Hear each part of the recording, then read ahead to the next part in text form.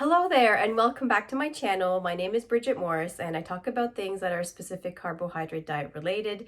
And if you're new to my channel, welcome. I also have an Instagram account if you want to go and check it out. On there I show pictures of things that I eat on a regular basis. I usually make them all. So yeah, you can go and check it out. Now let's hop right into it. In today's video, instead of talking about a recipe that I will make, I am going to talk about going out and eating following the specific carbohydrate diet. Now it can be tricky, yes, but over the years I've done, I've experimented a lot, I've learned a lot, so I'd like to share with you guys my tips and my tricks, things to ask, things to avoid. Hopefully your process of going out and ordering foods that are specific carbohydrate diet friendly will be much easier. I'm also hoping that this video is not just for you, but maybe something that you can pass along to your friends and family if they're looking to find a place to go eat as a group and they don't really know where to start. So maybe this could be a good informative video for them. Right off the bat, I'm going to be really honest. I'm going to tell you guys that as soon as you're going out to eat at a restaurant, you have to be open to the fact that it may be contaminated. It's not 100% guaranteed that the foods that they're going to make are going to be all SCD friendly. There's been instances where, I felt I ate something and I knew that it wasn't. So, just keep that in mind when you're going out. So let's hop right into it. I grab a drink, grab a snack. This is a lot of information in this video. Let's get right to it.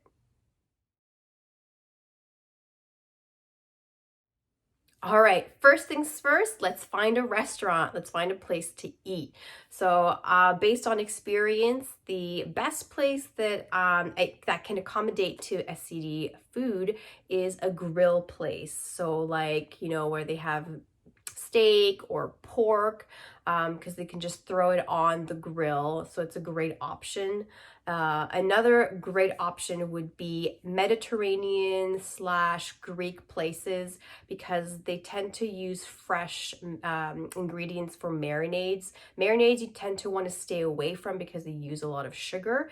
But in these kinds of restaurants, they'll use oil, like olive oil, lemon juice, herbs, so those tend to be really good as well. Another good place would be, believe it or not, is Italian restaurants. So yes, they have a whole pasta place that you want to avoid, but they're usually going to have a section in there that's seafood, and I usually go for salmon. And salmon is always such a good option if you like salmon, because you can just cook it plain with salt and pepper. You don't need to have all the sauces on there, and they generally don't put those sauces. So yeah, another good option for SCD friendly food is seafood restaurants. If you like seafood, of course, usually the whole section on fish, and they always have options to have sauce or without sauce and different seasoning. They have more control. Again, generally fish is not marinated, so it's usually a really good option. Another good option for me, and it's kind of my favorite place to go, is breakfast places. Now, there are some things that you need to look for and you have to be careful, but I'm going to talk about that a little bit later on the video, but yeah, breakfast places are generally a good option. And another option that is a good SCD friendly place, if you're on the go and you have to go, I guess maybe on the road, there's restaurants, fast food kind of thing, anything that's kind of build your own, something like maybe Chipotle or Subway, because you can see the ingredients in front of you and they're generally fresh cut. Anything that is with sauces or juice, maybe you can avoid, but there's fresh cut, there'll be lettuce and tomatoes, and so you can build your own. It may not have as much options as you would like to, but if you're in a pinch, and that's always an option that you can go to. All right, now that we know what to look for, these are type of restaurants based on experience that I know are usually no-goes. There's generally nothing that I can eat there, except maybe garnishes, which is not exciting. So the first one is going to be sushi, which is unfortunate. Not that there's nothing there that you can eat. You can actually have sashimi, which is just the raw meat, the raw flesh of the fish, but for me personally, for the amount of food that I can eat with the sashimi, uh, versus the cost, and I usually end up being still hungry, it's just not worth it. You know, usually you're gonna fill up on the rice, which we can't have. And then even then, like if you were to order sashimi, usually you want to put it in soy sauce, and we can't have soy. So, I mean, worst case scenario, you could technically eat there, but it's just not going to be like very extravagant for you. Another one that you want to avoid is Mexican restaurants, because they have a lot of beans, a lot of sauces, rice, and they generally marinate all of their meats, which tend to have sugar. So I just tend to just avoid those generally. Other restaurants that you want to avoid are the ones that have a lot of sauce, which generally add flavor, but you want to avoid like Chinese food, Japanese food, Korean food, Vietnamese foods.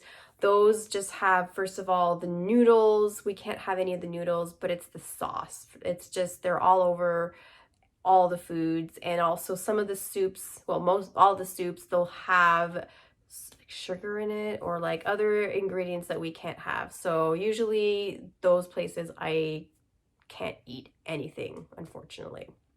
And the last thing that you want to avoid is generally those big chain restaurants. And the reason I say that is because I found that a lot of the foods are pre-made, and I'm not talking about like those super high-end fancy restaurant that are chains, but more like the like kind of fast food areas, just because they tend to pre-make their food and they get the food already pre-marinated, pre-spiced when it comes to meats. So they don't have as much control. So when you're ordering food, it's like, well, this is the way that it is. So, you know, unless you want a salad with just, you know, no meat, which is fine, but you know, that's generally a place that you want to avoid just because there won't be as much variety or options. But yeah, just be aware. All right, so the second part is looking at the menu to see what you can actually eat. Now, I will generally skip the appetizer area. I'll maybe look here and there, but generally the appetizers I know that I can't have because it's just full of sauces. It's full of marinated items that I just can't have. The only appetizer that I could have would be a side salad, which isn't really that exciting. But I mean, worst case scenario, we can definitely have it, no problem. And then the place that I'm usually gonna like zero in terms of a meal for like my main course is gonna be the area that has the grill or the seafood. And the meats that tend to be the best are red meat, so like beef, if you can have it. I don't personally eat red meat, but generally red meat doesn't need any marinated or spices. They just usually throw it on the grill and it's just so good in itself. Another great option would be pork chops or pork, but you have to, you know, be careful, ask if it's marinated, but generally they'll just say, no, it's just on the grill. They throw it on maybe with some salt and pepper, which is fantastic. Another option that I usually go to if they don't have as many options in the grill area is I go into the seafood and I see what options they have for fish. Generally, places will have salmon, and like I mentioned earlier, salmon for me is always such a go-to because even if there is a sauce, you can ask to have it no sauce and you add salt and pepper, and it's just so fantastic in itself. Another good sauce that they can use with salmon is like a lemon butter. Because again, they use lemon butter and then they use sometimes some white wine. So that, and then capers again, sometimes they use, but yeah, that's generally a really good option. And if you like to be a little adventurous, lamb is also a good option. Lamb chops. I've had a couple of places that I've had a lamb shank, which was really good, but you have to be really careful at looking at the sauce and make sure that the restaurant, the waiter, and also maybe the chef are aware of your dietary restrictions. But yeah, lamb is always a good option for me as well. Something that you do want to avoid unfortunately, is chicken. And the reason I say that is because chicken is such a bland meat that you have to add some kind of sauces or marinades or anything just to add flavor to the chicken. And also, not throwing any shade here, but just being real, is that some places don't cook the chicken properly. They overcook it and it becomes dry, and they have to add sauces to kind of just make it good. So I tend to just stay away from chicken. I just don't even look at it.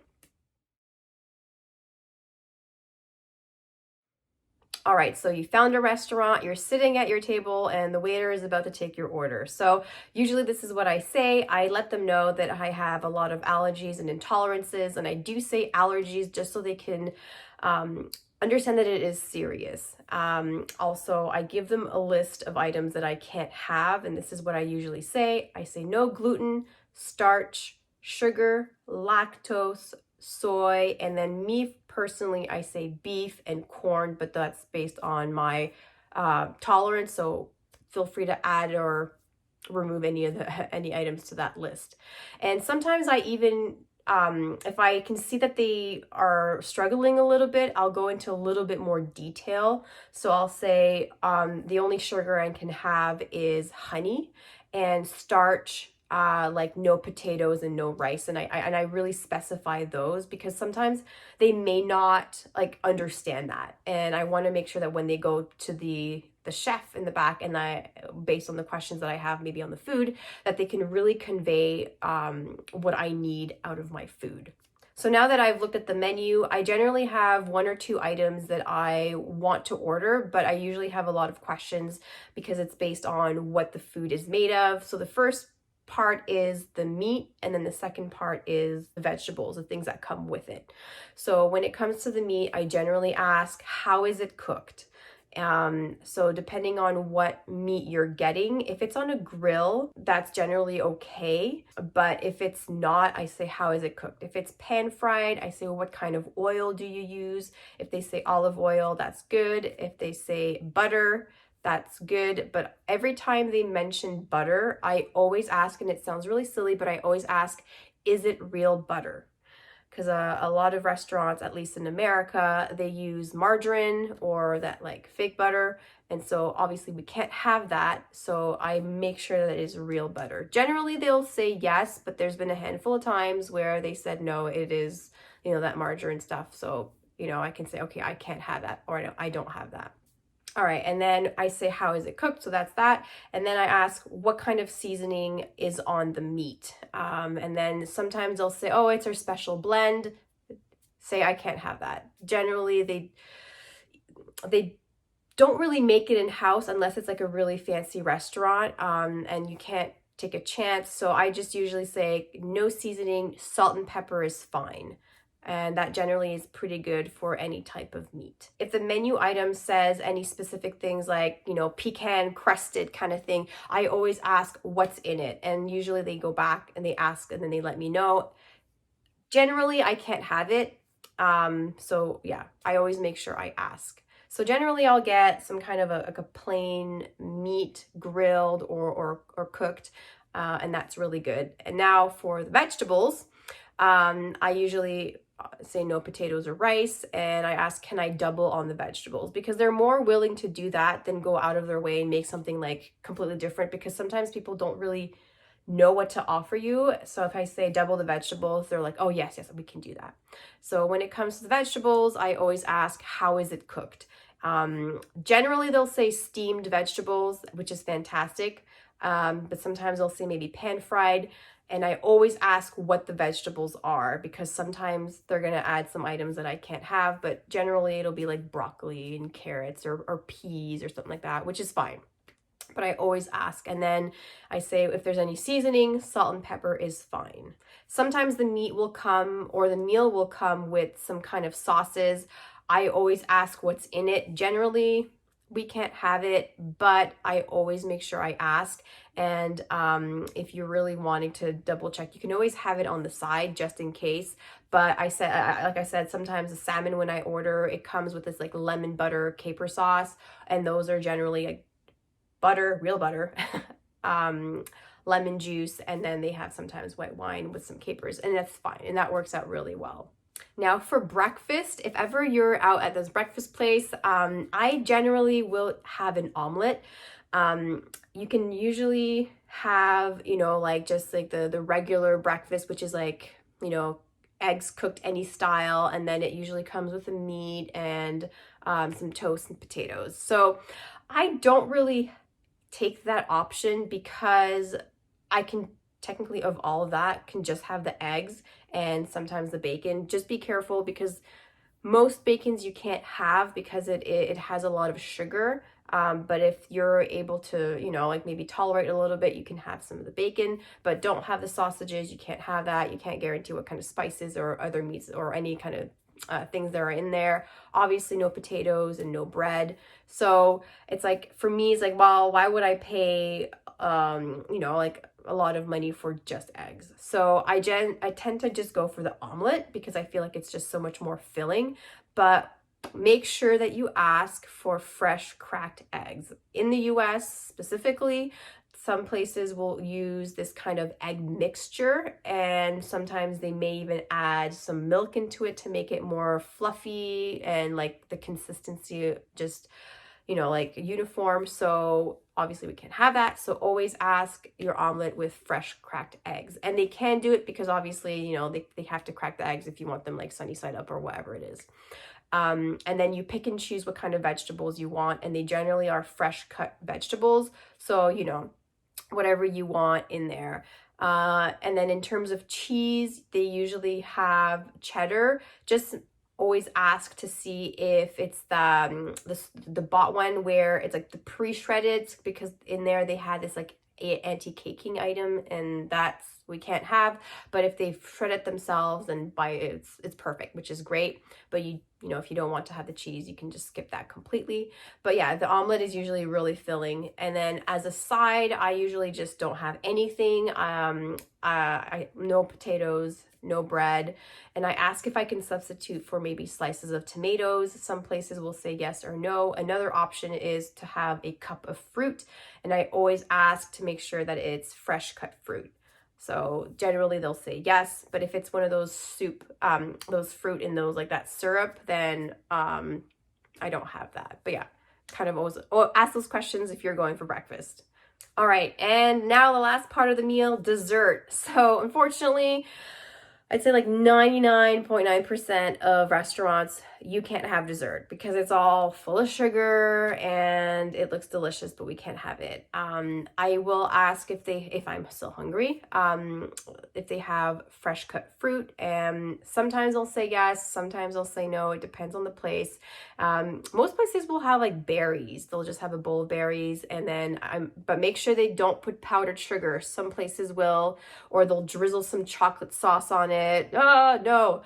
But they can garnish it with some mint. That's fine. And yeah, that's usually what I have for dessert. You can have some coffee or tea.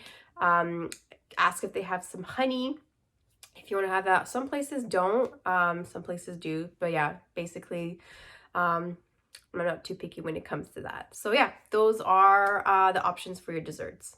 So side note, for people that are following the gluten-free diet, obviously this is not for me, but if you have any friends or family, the deep fryer. So if you're wanting to order some fries, we can't have potatoes, but again, for people that are gluten-free, ask them if the deep fryer for the fries is separate or they only use one, because if they only use one, they'll tend to use it for, like breaded items, like, like chicken tenders and stuff like that, which means gluten is going to be in the oil. So then the fries are not going to be gluten-free. So just a side note, if ever you have gluten-free friends, you can always ask that question just to make sure that the fries are gluten-free.